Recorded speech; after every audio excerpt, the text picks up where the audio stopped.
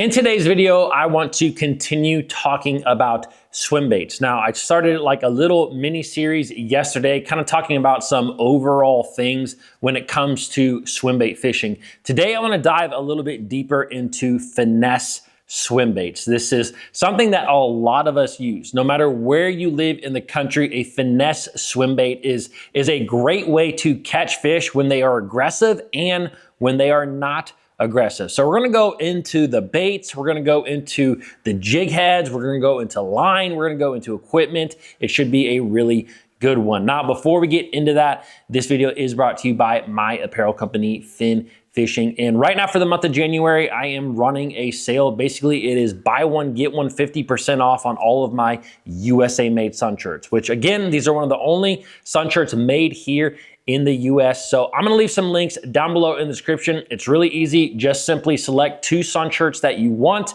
Use the coupon code BOGOCAST50 and you will get 50% off that second one. So shopping at FinFishing is truly the best way to help support this channel and I greatly appreciate it. Also, I'm going to be at the Columbus Fishing Expo, February 7th through the 9th here in Columbus, Ohio. I would love to meet you guys there. I will have a booth set up. All right, let's go ahead and talk about finesse swim baits. And there's a lot to unpack here, whatever I'm trying to say. There's a lot that goes into finesse swim baits. It's not necessarily just threading a little swim bait onto a jig head and going fishing, although it can be that simple at times. And so I always like to start out saying that fishing is more simple than I think we give it credit for, and that sometimes you can just thread on a swim bait onto a little jig head and fire around and catch some fish. But like you guys may know on this channel, to me, a lot of things are all about percentages, trying to help you to become the best angler you can. So let's first talk about swim baits. And there's a lot of different swim baits, finesse swim baits out there on the market. And a lot of the ones that I have used in the past are ones that are extremely popular. I mean, the Fat Impact is truly one of the most popular swim baits, the Kitech that there is. I use this 3.3 inch version a lot. I also use a 3.8 version a lot. I also use a little bit smaller versions. Now, there's a lot of companies that have come out with very similar, and when I say similar, I mean they are almost the exact same swim bait. And the biggest things that I've noticed as far as differences between these is there's kind of a give and take when it comes to all these swim baits. And what you will find is that some swim baits out there on the market, for example, the Strike King version of this bait, which is a good bait, it's a little bit, a slightly bit harder plastic than the Kitech. Now, with that being said, the Strike King tends to be a little bit more durable, but the Kitech tends to wiggle its tail at a lot lower speed. You know, you tend to have a little bit more action, and that can be said with a lot of these different swim baits. Typically, the softer that plastic is, the little bit more movement you're gonna get at especially lower speeds. Now, sometimes it doesn't matter, but when you are fishing this bait uber slow, maybe you're fishing a bait in really cold water and you wanna just creep that thing across there on the bottom, that is where it is really important to select a bait that's a little bit softer, that is going to have a little bit more movement at lower speeds. Another thing that's kind of the big characteristic when it comes to a lot of these swim baits is really just kind of the actual wiggle or waggle of the tail.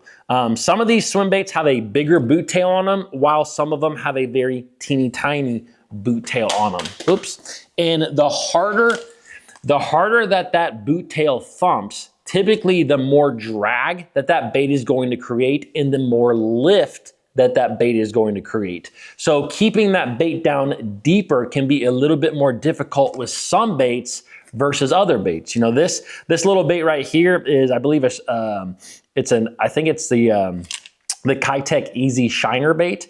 It's a very, in my opinion, underrated bait. This is a very small version of it. It comes in a number of different sizes, but it's a very thin bait and it has a smaller boot tail on it.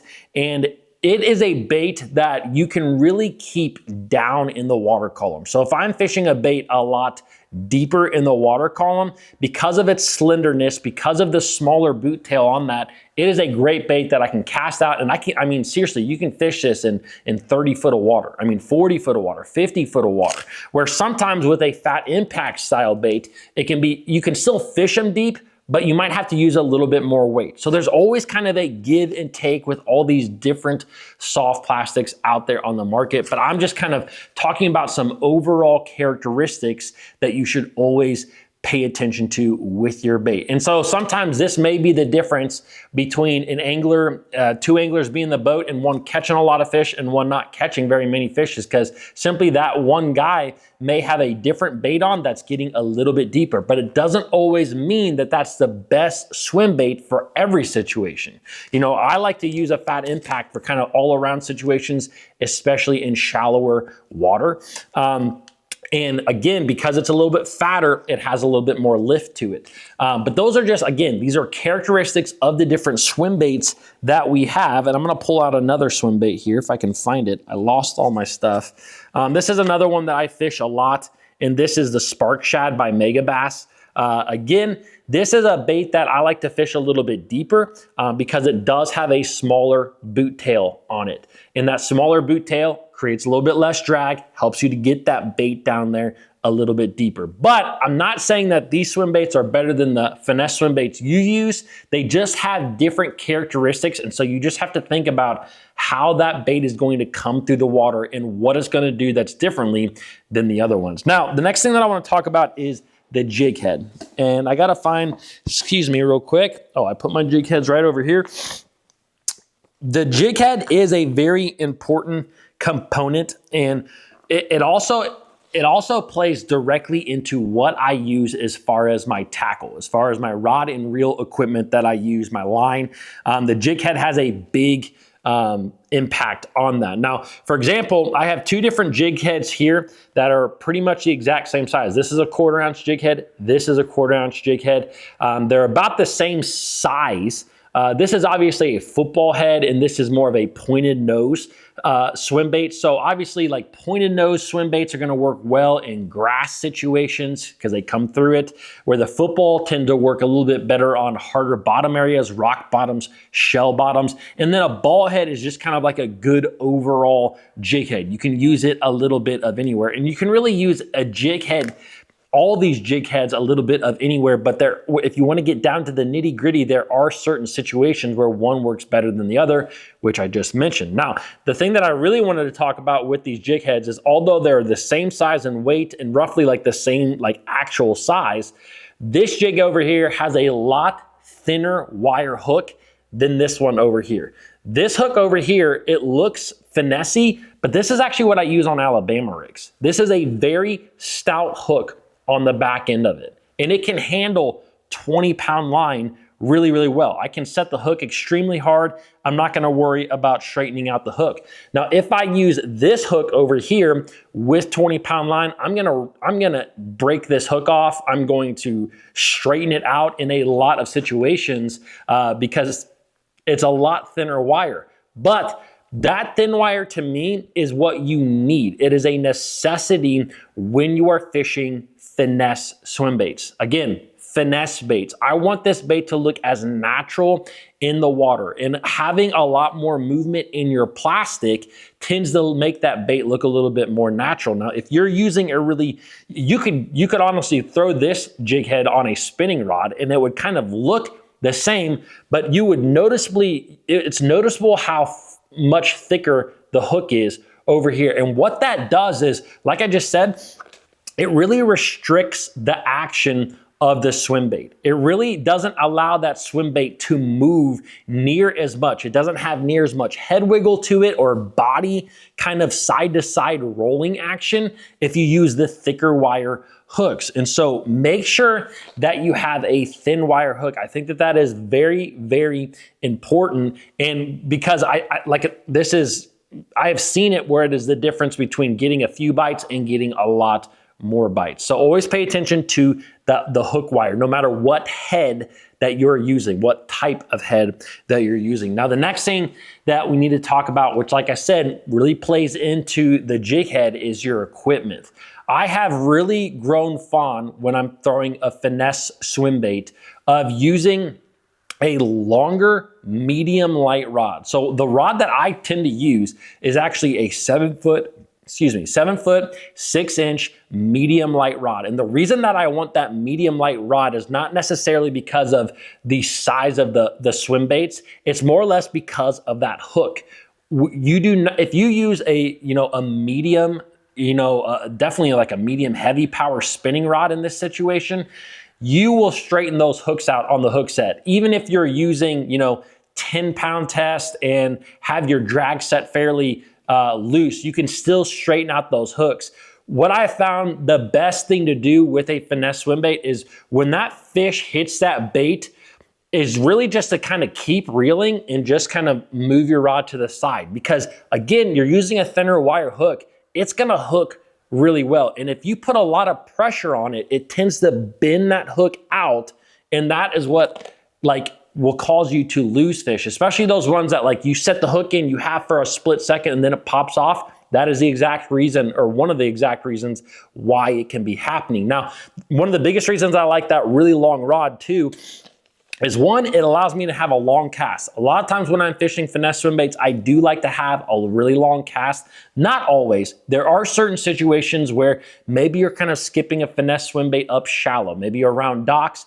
In that particular scenario, it might be better to go with a shorter rod because you're going to be more precise on your cast. But for the most part, when I'm doing a finesse swim bait technique, I really like to make long casts with that bait. So having that extra length, going from like a 6'6" or 6'8" or 6'10" to a 7'6", it will give you quite a bit more distance on the cast. The other thing that longer rod really does is, I believe it really helps you fighting the fish, because you have such a long rod and it's a medium light. Typically it's more of a moderate action rod, the one that I use.